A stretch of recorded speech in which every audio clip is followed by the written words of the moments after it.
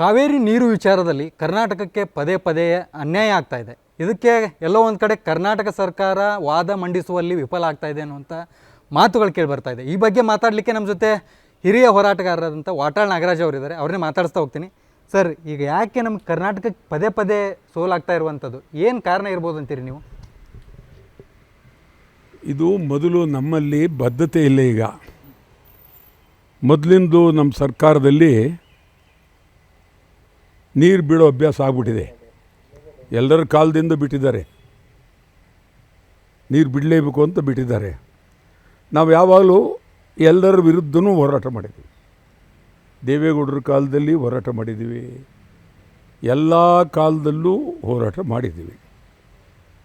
SM. ಕೃಷ್ಣನ ಕಾಲದಲ್ಲಿ ಹೋರಾಟ ಮಾಡಿದ್ದೀವಿ, ಎಲ್ಲರ ಕಾಲದಲ್ಲೂ ಹೋರಾಟ ಮಾಡಿದ್ದೀವಿ. ಇವರು ಭಾಳ ಬುದ್ಧಿವಂತಿಕೆಯಿಂದ ನೀರು ಬಿಟ್ಟು ಏನೇ ಗಲಾಟೆ ಆಗಲಿ ನಾವು ನೋಡ್ಕೊಳ್ಳೋಣ ಅಂಥೇಳಿ ಮೊದಲಿಂದು ಬಂದಿದೆ. ಮೂಲಭೂತವಾಗಿ ನಮಗೆ ಅನ್ಯಾಯ ಅಂತೂ ಡೆಫಿನೆಟ್ಟು. ಜಲಾಶಯ ಇರೋದು ನಮ್ಮಲ್ಲಿ ಮೇಲೆ, ನಾವು ನೀರು ಬಿಡಬೇಕು ಅನ್ನೋದು ಕೆಳಗಡೆಯವರು ಬಿಡಬೇಕಾಗತ್ತೆ. ಬಿಡಬಾರ್ದು ಅಂತ ಹೇಳೋಕ್ಕಲ್ಲ, ಬಿಡಬೇಕಾಗತ್ತೆ. ಆದರೆ ನಮ್ಮಲ್ಲಿ ಮಳೆ ಪರಿಸ್ಥಿತಿ, ನೀರಿನ ಪರಿಸ್ಥಿತಿ ನೋಡಿ ಬಿಡಬೇಕು. ಆದರೆ ಈ ಕಾವೇರಿ ನಿರ್ವಹಣಾ ಸಮಿತಿಯವರು ಕ್ಯಾಮ್ರಾದಲ್ಲಿ ನೀರು ನೋಡಿಬಿಟ್ಟು, ನೀರು ಮೇಲಕ್ಕೆ ಕೆಳಕ್ಕೆ ಹಾರೋದು ಬೀಳೋದು, ಫುಲ್ಲು ತುಂಬಿಬಿಟ್ಟಿದೆ ನೀರು, ಕಾವೇರಿ ತುಂಬೋಗಿದೆ, ಕಪಿಲಾ ತುಂಬೋಗಿದೆ, ಇವ್ರು ನೀರು ಬಿಡ್ತಾ ಇಲ್ವಲ್ಲ ಅಂಥೇಳಿ ಅವರು ಅಲ್ಲೇ ಕೂತ್ಕೊಂಡು ತೀರ್ಮಾನ, ಕ್ಯಾಮ್ರಾದ ಮೇಲೆ ತೀರ್ಮಾನ, ಕ್ಯಾಮ್ರಾದಲ್ಲಿ ನೀವು ತೋರಿಸ್ತಿರಲ್ಲ ನೀರು, ಅದ್ರ ಮೇಲೆ ತೀರ್ಮಾನ. ಈಗ ಅವರು ಅಲ್ಲಿಂದ ಏರೋಪ್ಲೇನಲ್ಲಿ ಬಂದು ತಿರುಗಿ ಹೋಗೋಷ್ಟೊತ್ತಿಗೆ ಎಲ್ಲ ಸೇರಿ ಒಂದು 8-10 ಗಂಟೆ ಆಗುತ್ತೆ. ಆದರೂ ಚಿಂತೆ ಇಲ್ಲ ಅಂತ ಬಂದು ನೋಡಬೇಕು. ಇದನ್ನು ಯಾವುದೂ ನೋಡದೆ ನೀವು ನೀರು ಬಿಡಬೇಕು ಅಂತ ಹೇಳ್ತಾಯಿದ್ದೀರಿ. ನಾವು ಕರ್ನಾಟಕ ಬಂದ್ ಮಾಡಿದಾಗ ಏನಿಲ್ಲ, ಮಳೆ ಬಂದ್ಬಿಡ್ತು, ಏನು ತೊಂದರೆ ಇಲ್ಲ, ಯಾರಿಗೂ ತೊಂದರೆ ಇಲ್ಲ, ನೀರು ಅದ್ರ ಪಾಡ್ಗದೆ ಹೊರಟೋಗಿದೆ. ಅವ್ರು ಕೇಳಿದ್ದೆಲ್ಲ ನಾವೇನು ಆದೇಶ ಕೊಡಬೇಡ್ದಂತೆ, ಅದೇ ಹೊರಟೈತಂತೆ. ಹೆಂಗಿದ್ರೆ ನೋಡಿ ಕತೆ ಐತೆ. ನಮ್ಮ ಚೀಫ್ ಮಿನಿಸ್ಟ್ರು ಇವರೆಲ್ಲ ಹೇಳ್ತಿದ್ರು, ನೀರು ಅದೇ ಹೊರಟೋಯ್ತು, ಅವರು ಅದೇ ರೀತಿ ಲೆಕ್ಕ ಹಾಕೊಂಡ್ರು. ಎಷ್ಟೋಯ್ತು, ಎಲ್ಲಿಂದ ಹೋಯ್ತು, ಕಬಿನಿಂದ ಹೋಯ್ತಾ, ಕಾವೇರಿಯಿಂದ ಹೋಯ್ತಾ, ಅವೇನಿಲ್ಲ, ಒಂದೇ ಒಂದು ಮಂತ್ರ, ನೀರು ಹೋಯ್ತು, ನೀರು ಹೋಗಿದೆ, ಏನು ತೊಂದರೆ ಇಲ್ಲ. ಕೆಲವರು ಬಂದು ಬೇಡ, ಅದು ಬೇಡ, ಇದು ಬೇಡ, ಇದೇ ಕತೆ ಆಯಿತು. ನಾನು ಯಾರಿಗೂ ಬಗ್ಲಿಲ್ಲ, ಆ ವಿಚಾರ ಬೇರೆ. ಆದರೆ ಇವತ್ತು ನೇರವಾಗಿ ಅವರು ನೀರು ಬಿಡಬೇಕು ಅಂತ ಹೇಳ್ಬಿಟ್ರು. ಮುಂದೇನು? ಸುಪ್ರೀಂ ಕೋರ್ಟು ನಿಮ್ಮ ನಿರ್ವಹಣಾ ಮಂಡಳಿ ಹೇಳ್ದಂಗೆ ನೀವು ನಡ್ಕೊಳ್ಳಿ ಅವರು ಹೇಳ್ಬಿಟ್ರು. ಈಗ 10 ದಿವಸ ನೀರು ಬಿಡಬೇಕು. ಈಗ ಕದ್ದು ಮುಚ್ಚಿ ನೀರು ಹೋಗ್ತಾ ಇದೆ. ಈಗ ಭಾರಿ ನೀರು ಹೋಗ್ತಾ ಇದೆ. ಅಂತಿಮವಾಗಿ ಅವ್ರು ಏನು ಹೇಳ್ತಾರೆ, ಲೆಕ್ಕ ಆಮೇಲೆ ನೋಡೋಣ, ನಿಮ್ಮ ನೀರು ಬಂದಿದೆ ತಾನೆ ಅಂತಾರೆ. ಅಲ್ಲಿ ತುಂಬಿರೋದು ಗೊತ್ತಾಗೋಗುತ್ತೆ. ಆವಾಗ ನೀರು ಬಿಟ್ಟಿರೋದು ಸತ್ಯ. ಇಲ್ಲಿ ನಮ್ಮ ಕಾಲುವೆಗಳಿಗೆ ನೀರಿಲ್ಲ, ಕೆರೆಗಳಿಗೆ ನೀರಿಲ್ಲ, ನಮ್ಮೂರ ಪಕ್ಕವೇ ಜಲಾಶಯ ಅಂದರೆ ನಮಗೆ ನೀರಿಲ್ಲ. ತಮಿಳ್ನಾಡಿಗೆ ಹೆಂಗೆ ಹೊಟ್ಟಿತ್ತು ನೀರು? ಏನಿದು ಸರ್, ಈಗ ಎಲ್ಲೋ ಒಂದು ಕಡೆ ಈ ಕರ್ನಾಟಕ ಬಂದ್ ಮಾಡಿದರೆ, ಮೊನ್ನೆ ಅವತ್ತು ನೋಡಿದರೆ ಪ್ರತಿಭಟನೆ ಮಾಡೋಕ್ಕೂ ಬಿಡಲಿಲ್ಲ, ನಿಮಗೆ ಮನೆಗೆ ಬಂದು ಕರ್ಕೊಂಡು ಹೋದರು. ಯಾಕೆ ಕರ್ನಾಟಕ ಈಗ ಕರ್ನಾಟಕದಲ್ಲಿ ಹೋರಾಟನೂ ಮಾಡಬಾರ್ದಾ ಅಂತ ಹೇಳಿ? ಕರ್ನಾಟಕದಲ್ಲಿ ನೀವು ಹೇಳೋದಾದರೆ ಇದೇ ಸ್ಥಳದಲ್ಲಿ ನಡೆದೋಯ್ತು ಅವತ್ತು. ನೀವು ಇದ್ದರೆ ಏನೋ ಗೊತ್ತಿಲ್ಲ, ಇದ್ದರೆ ಅದು. ಆದರೆ ನಾನೆಂದೂ ನೋಡಲಿಲ್ಲ ಅದನ್ನು. ಅದೇನೇ ಇರಲಿ, ಒಂದು ಗಾಂಭೀರ್ಯ, ಒಂದು ಗೌರವ, ಯಾರನ್ನಾರು ಬಂಧಿಸ್ಬೇಕಾದ್ರೆ, ಮಾಡಬೇಕಾದ್ರೆ ನಡೆ ನುಡಿ ಏನೂ ಇಲ್ವೇ? ಮೊದಲು ಒಂದು 6 ದಿನ ಮುಂಚೆ ಬಂದ್ಗೆ 6 ದಿನ ಮುಂಚೆ ಬಂದರು. ಇಲ್ಲೇ ಪೊಲೀಸ್ನವರು ಎಲ್ಲರೂ ಬಂದರು, DYSP DCP ಎಲ್ಲರೂ ಬಂದು ಸರ್ ಈಗ ಯಾವ ರೀತಿ ಕಾರ್ಯಕ್ರಮ ಎಲ್ಲ ಕೇಳಿದ್ರು. ಆಯ್ತು ಸರ್, ಇಲ್ಲಿಂದ ಹೊರಡಿ ನಾವು ಟೌನ್ ಹಾಲ್ ಹತ್ರ ನಿಮ್ಮನ್ನ ಅರೆಸ್ಟ್ ಮಾಡ್ತೀವಿ. Yes agreed. ಒಂದು ಒಡಂಬಡಿಕೆ ಆಯಿತು ಇಬ್ಬರಿಗೂ, ಪೊಲೀಸ್ನವ್ರಿಗೂ ನಮಗೂ ಆಯಿತು ಅಂತ ನಾನು ಇರ್ಬೋದು ನೋಡ್ತೀನಿ. ಈ ಬಂದ ದಿನ ನಮ್ಮ ಮನೆ ಮುಂದೆ 3 ವ್ಯಾನು, 100 ಜನ 150 ಜನ ಪೊಲೀಸ್ನವರು. ನಾನು ಇಂದು ತೆಗೆದಿರಲಿಲ್ಲ, ಬೀಗ ಹಾಕಿದ್ದೆ. ನಾನು ಬಂದು ಇಲ್ಲಿ ಕೂತ್ಕೊಂಡು ತೆಗೆದ ತಕ್ಷಣ ದಪ ಬಂದರು ಹೊರಗೆ. ಏನೇನು ಅಂತ, ಏನು ಅರೆಸ್ಟ್ ಮಾಡಬೇಕು ಅಂತ. ಯಾಕೆ ಅರೆಸ್ಟ್ ಅವತ್ತು ಮಾತಾಡೋದಲ್ರಿ, ಇಲ್ಲಿಂದ ಹೋಗ ಇದ್ರಲ್ಲಿ ಮಾಡೋಣ ಅಂಥೇಳಿ. ಇಲ್ಲ ಆಗಲ್ಲ, ಅರೆಸ್ಟ್ ಮಾಡಲೇಬೇಕು.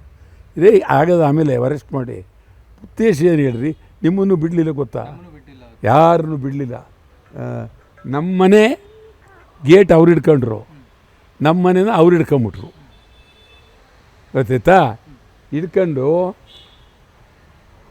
ಅನಾಗರಿಕವಾಗಿ ನಡ್ಕೊಂಡ್ರು. ಹಂಗಿಂಗೆಲ್ಲ ಅನಾಗರಿಕವಾಗಿ ನಡ್ಕೊಂಡ್ರು. ನಾನೇ ಅವಕ್ಕೆ ನಾನು ಇಂಥದ್ದು ಎಷ್ಟೋ ನೋಡಿದ್ದೀನಿ, ಇದು ಮಾಡಿದ್ದೀವಿ. ಅವತ್ತು ನೀವು ನೋಡಿದ್ರೆ ಈ ಯಾರೋ ಕಾಶ್ಮೀರನೋ ಪಾಕಿಸ್ತಾನನೋ ಯಾರೋ ದೊಡ್ಡ ಇವನಿರಬೇಕು, ಭಯೋತ್ಪಾದಕ ಇರಬೇಕು ಅನ್ನೋ ರೀತಿಯಲ್ಲಿ ಅವತ್ತು ನಡ್ಕೊಂಡು 2 ಕೈನೂ ಒಬ್ಬ ಆ ಕಡೆ ಒಬ್ಬ ಕೈ ಈ ಕಡೆ ಒಬ್ಬ ಇಟ್ಕೊಂಡು ಆಮೇಲೆ ಮಾತಾಡೋಕ್ಕೆ ಕೊಡೋಲ್ಲ. ಮೀಡಿಯಾ ಏನೋ ಇಲ್ಲ, ಮೀಡಿಯಾದ ಮುಂದೆ ನಿಂತ್ಕೊಳ್ಳೋಂಗಿಲ್ಲ. ತಕ್ಷಣ ನಾನು ಇದಾಕ್ದೆ, ಪ್ಲಾಸ್ಟರ್ ಹಾಕ್ದೆ. ಮಾತಾಡೋಕ್ಕೆ ಕೊಡೋಲ್ಲ ಅಂತ ಅಂದ್ಬಿಟ್ಟ ಮೇಲೆ ಇನ್ನೇನು ಉಳಿದಿದೆ, ಬಾಯಿ ಮಾತಾಡೋಂಗಿಲ್ವಲ್ಲ ಉಳಿದಿ ಅಂತ. ಆಮೇಲೆ ಇಲ್ಲಿಂದ ಎಳ್ಕೊಂಡು ಹೋಗುವಾಗ ಒಬ್ಬ ಹಿಂಗೆ ಕೇಳ್ತಾನೆ, ಒಬ್ಬ ಹಿಂಗೆ ಕೇಳ್ತಾನೆ, ತುಟಿ ಹಿಡ್ಕೊಂಡು ಅಲ್ಲೆಲ್ಲ ಆಯಿತು. ಇದೇ ಸ್ಥಳದಲ್ಲಿ ನಾನು ಬರೀ ಜೋರಾಗಿ ಬೈದೆ. ಆಮೇಲೆ ಹೆಂಗೆ ತಗೊಳೋದು ಅಂತ ಎಳ್ಕೊಂಡು ನೂಕೊಂಡು ಹೋಗಿ ಗಾಡೀಲಿ ಅಲ್ಲ ಸರ್, ನೀವು ಈಗ ಹುಟ್ಟು ಏನೀಗ ದಶಕಗಳಿಂದ ಹೋರಾಟ ಮಾಡಿದಂಥವ್ರು, ಹಲವು ಮುಖ್ಯಮಂತ್ರಿಗಳು ನೋಡಿದ್ದೀರಿ, ಎಲ್ಲ ಮಾಡಿದ್ದೀರಿ. ಈಗ ಯಾಕೆ ಈ ರೀತಿ ಈಗ ಹೊಸ ಮುಖ್ಯಮಂತ್ರಿಗಳು ಬಂದಿದ್ದಾರೆ, ಇವ್ರ ಆಡಳಿತದಲ್ಲಿ ಹಿಂಗಾಗ್ತಾ ಇದೆ ಅಂತ ಅನಿಸ್ತಾ ಇದೆ ನಿಮಗೆ? ಯಾಕೆ ಈ ರೀತಿ ನಡೆ ಇರ್ಬೋದು ಅಂತೀರಿ? ನನಗೇನಪ್ಪ ಅರ್ಥ ಆಗಲಿಲ್ಲ ಇವ್ರಿಗೆ.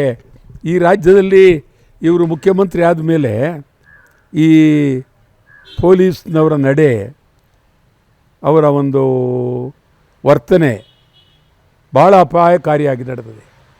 ಭಾಳ ಅಪಾಯಕಾರಿ. ಇದು ಅವರು ಸರಿಯಲ್ಲ. ಇದು ತಿಳ್ಕೊಂಡಿರ್ಬೋದು ಅವ್ರು. ನಾನು ಯಾರನ್ನು ಬೇಕಾದ್ರೂ ತಿಕ್ತೀನಿ, ಏನು ಬೇಕಾದ್ರೂ ಮಾಡ್ತೀನಿ ಅಂತ ತಿಳಿದಿರ್ಬೋದು. ಒಳ್ಳೆಯದಲ್ಲ, ಭಾಳ ಅಗೌರವ ಇದು. ಒಬ್ಬ ಹೋರಾಟಗಾರರನ್ನು ನೀವು ನಡೆದುಕೊಂಡಂಥ ರೀತಿ ಇದೆಯಲ್ಲ, ಇದು ನಿಮಗೆ ಅಗೌರವ, ರಾಜ್ಯಕ್ಕೆ ಅಗೌರವ, ಅಪಮಾನ. ತಮಿಳ್ನಾಡಿನವ್ರು ನೋಡ್ರಿ, ಅವ್ರ ಊರಲ್ಲಿ ಒಬ್ಬ ಸೀನಿಯರ್ ಲೀಡ್ರನ್ನ ಎಳೆದು ಹೆಂಗೆ ಹೊಡ್ಗೋರು, ಇಡೀ ತಮಿಳ್ನಾಡಿನೆಲ್ಲ ಉಗಿದ್ರು. ನಿಮ್ಮ ಸೋಷಿಯಲ್ ಮೀಡಿಯಂತೂ ಇವನ್ನ ಹರಾಜು ಹಾಕಿದ್ದಾರೆ. ಬುದ್ಧಿ ಬೇಡವೆ ಇವ್ರಿಗೆ? ನಾನು ತಲೆ ಕೆಡಿಸ್ಕೊಳ್ಳಿಲ್ಲ. ನಾನು ಇದೇನು ನೀನು ಎಲ್ಲಿ ಕರ್ಕೊಳೋದು? ನನ್ನ ಪಕ್ಕದಲ್ಲಿ ಬರ್ತಾಯಿತ್ತು ನಿಮ್ದು ಯಾವುದೋ ಒಂದು ವ್ಯಾನು, ನೀನು ಬರ್ರಂತ ಬರ್ತಾಯಿದೆ ಆ ಸೈಡ್ಲಿ, ನಾವು ಈ ಸೈಡ್ಲಿ ಹಿಂಗೆ ಹೋಗ್ತಾಯಿದ್ದೀವಿ. ಅವನೇನು ಬಿಡ್ತಾಯಿಲ್ಲ. ಯಾವನೊಬ್ಬ ACP, ನಾನು ಯಾರವನು, ಅವನು ಬೇರೆ, ಇನ್ನೊಬ್ಬ ACP. ಅವನಿಗೆ ಅವನು ವಂಶದಲ್ಲಿ ಆ ಥರ ಉಗಿಸ್ಕೊಂಡಿರಲಿಲ್ಲ. ಬೈದೆ ಉದ್ದಕ್ಕೂ ನಂದು ರನ್ನಿಂಗ್ ಕಾಮೆಂಟ್ರಿ. ಯಾವನ ನೀನು ದೊಡ್ಡ ಮನುಷ್ಯ, ಏನು ನಿಂದು ಪೊಲೀಸ್ ಏನ್ರಿ ನೀವು? ಮಾನ ಮರ್ಯಾದೆಯಲ್ಲಿ ನಿಮಗೆ ಗೌರವ ಇಲ್ಲ. ಸಿಕ್ಕಾಬಟ್ಟೆ ಹೇಳಿದೆ ಅವ್ರಿಗೆ. ಏನು ಹೇಳಿದ್ರು ಕೇಳಿದ್ರು.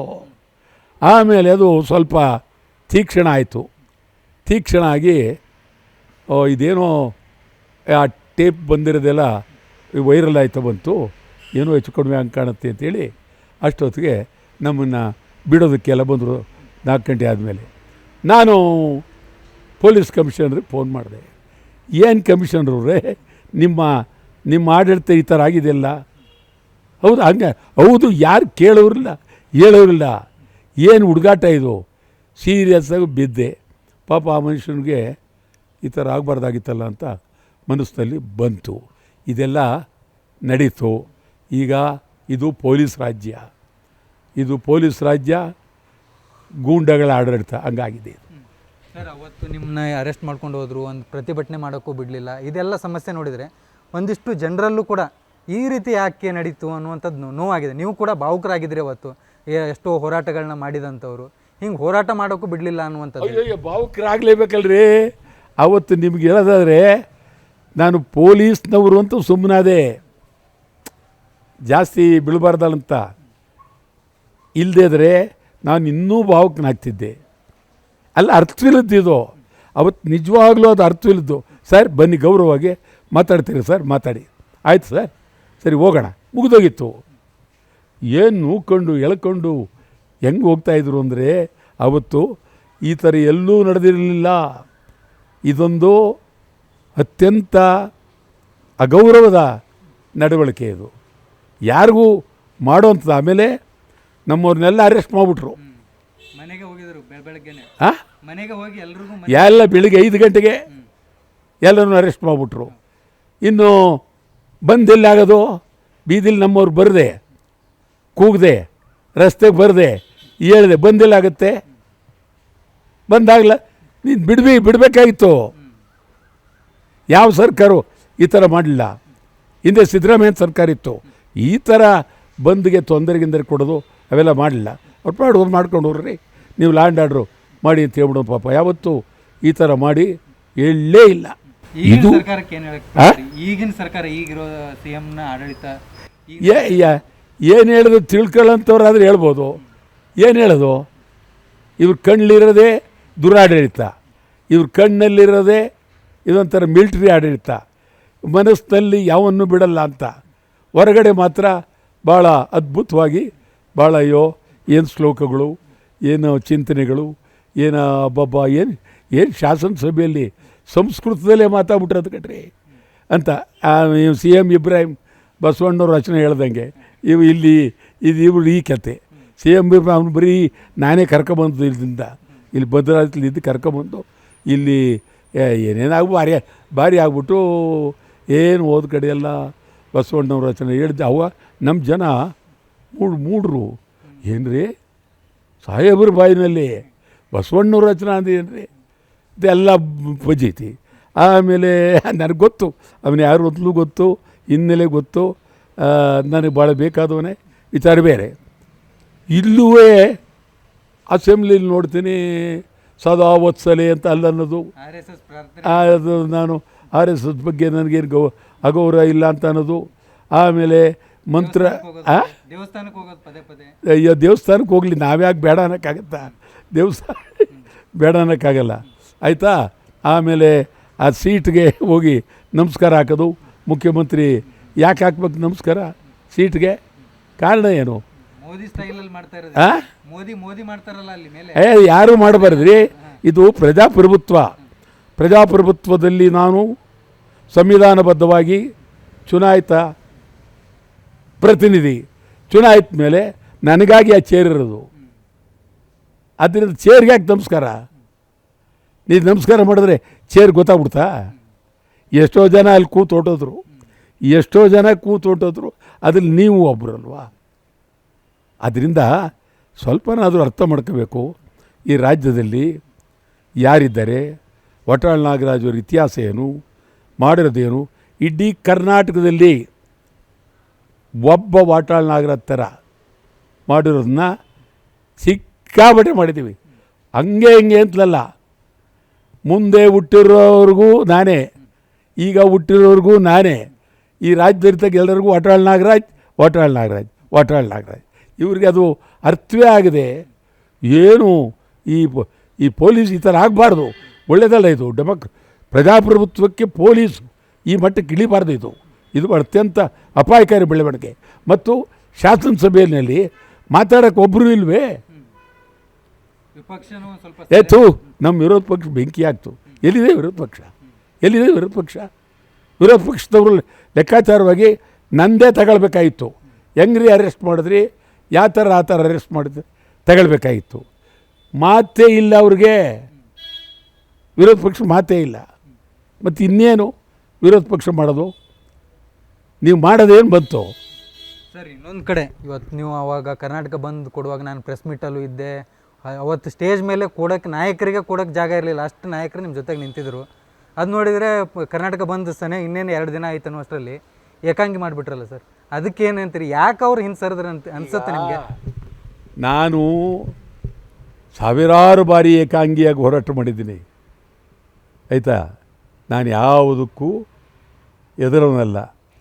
ಬಹುಶಃ ಅವರಿಗೆ ಗೌರವ ಇತ್ತು, ಅವರಿಗೆ ಮನ್ನಣೆ ಇತ್ತು, ಅವರೇ ನಿಂತ್ಕೊಂಡು ಬಂದ್ ಮಾಡಬೇಕು ಅಂಥೇಳಿ.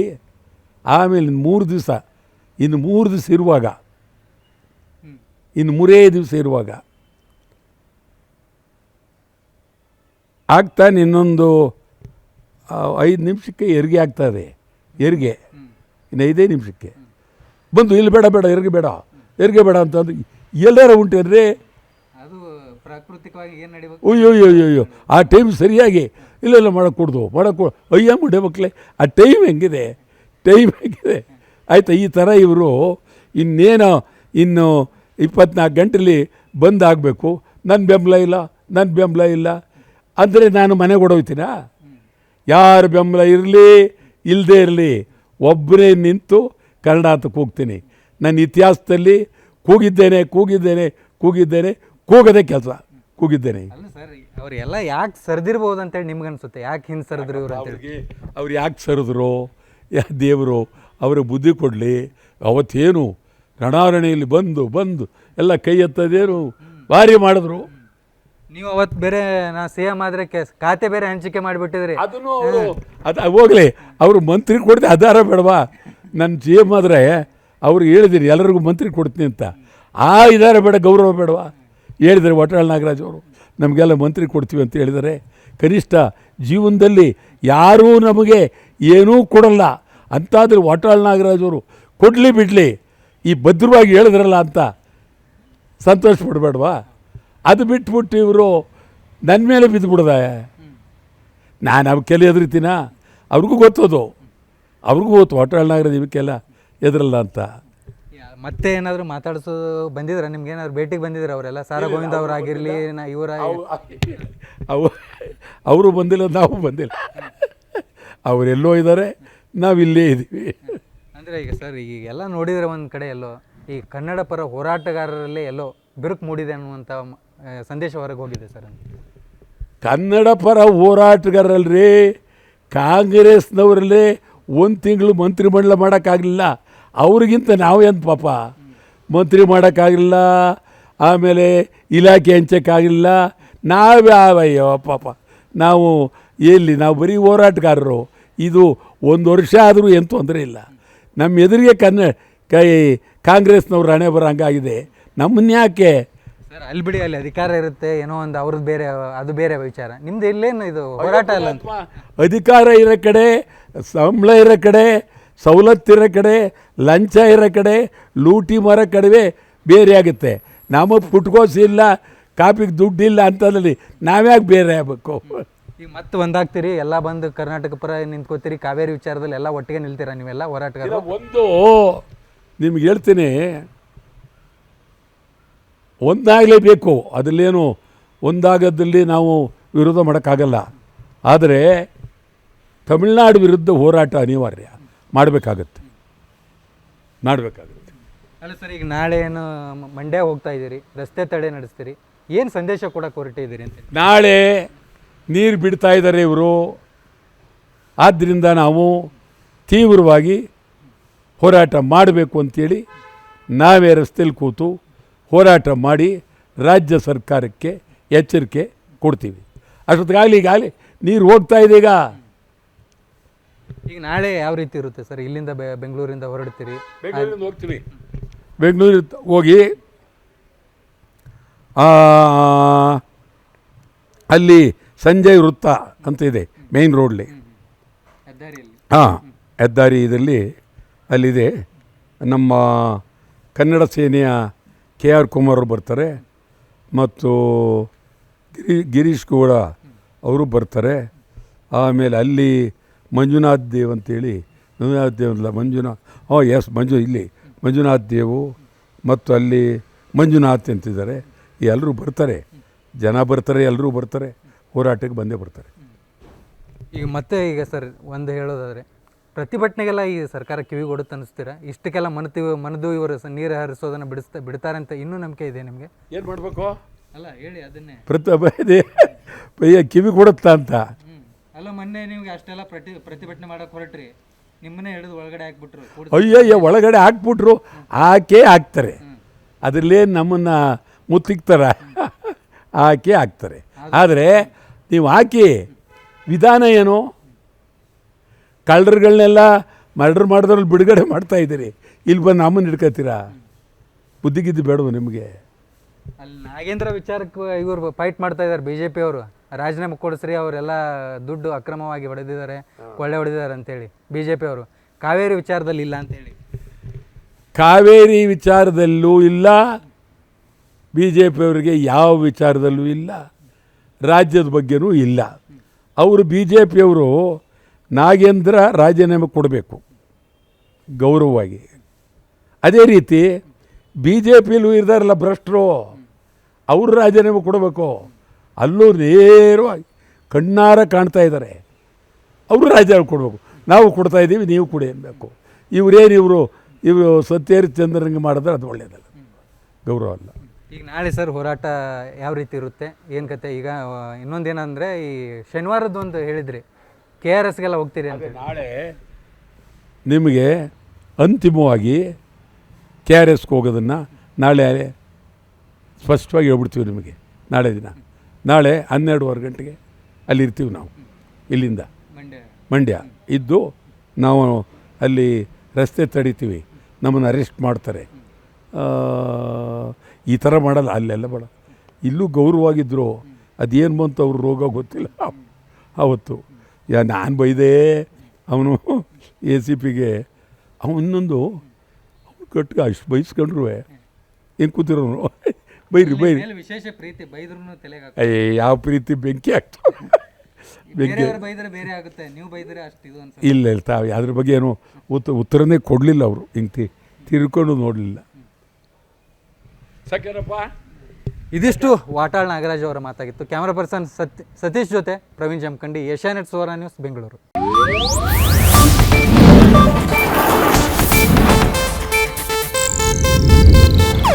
ಇದು ಏಷ್ಯಾನೆಟ್ ನ್ಯೂಸ್ ನೆಟ್ವರ್ಕ್ ಪ್ರಸ್ತುತಿ.